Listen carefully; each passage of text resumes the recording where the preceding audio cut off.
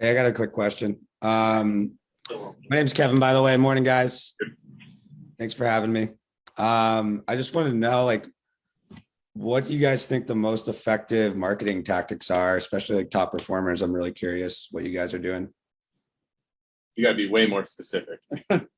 Like cold calls. Do you think that's a very effective way to, reach out to people and get solid leads going? Or open house as often as possible. So I would follow the program that's laid out with the expectations of how many dials, meetings, all that, so you get turned on for lead flow and appointment flow. That would be the most important thing. And then the second most important thing, I'd be open housing like crazy. Open houses work phenomenally. Those that guys did open houses on freaking 4th of July and actually had more people show up on Sunday, 4th of July Sunday, than we had on Saturday. So just fun fact, I've had people do them on Easter Sunday and have great results. So you guys are ever wondering, like, is holiday weekend like bad to do an open house? No, you live in this amazing place. It's like 75 and sunny year round. Other places you go right now, you walk outside and you're sweating in the rain. It's terrible.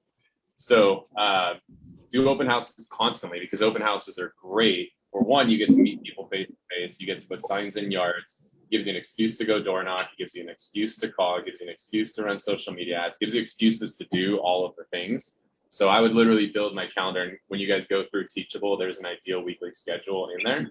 It's all built around open housing, ideally Saturday and Sunday. So I'd go super hard on open houses. I don't know if there's a better thing that you can do, because it's face-to-face. Chasing internet leads is tough.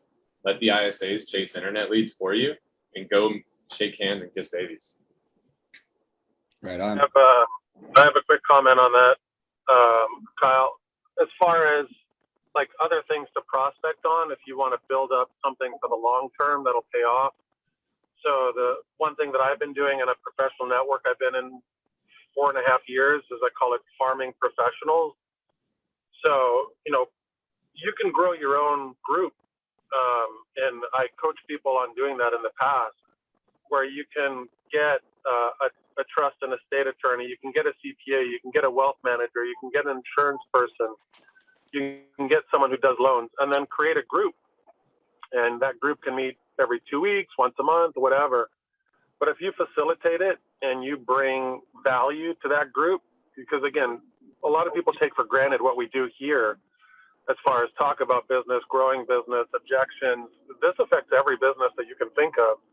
And so all of a sudden you can pull from these meetings, help these other professionals, and then they'll be grateful.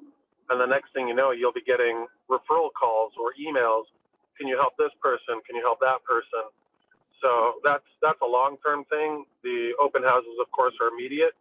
But if you want to build a secondary, kind of line of referrals, that's what I've been doing. And it's helped my business tremendously.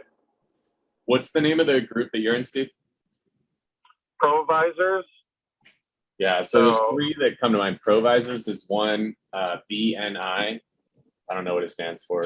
B as in boy, N as in Nancy, I. And then there's another one, Business Networking International. And then LETIP, LETIP. Those are like probably the 3 biggest ones that are like business networking groups. Most of them are really hard to get into as a realtor because there's like a wait list a mile long. So a lot of times you end up having to start your own as a realtor, because realtors tend to get the most referrals from those groups, where other people struggle from it. And we get to give a lot of referrals, so therefore you receive a lot of referrals. But if you can get into a BNI or LETIP group, I think, or Provisors, I think they're totally worth it.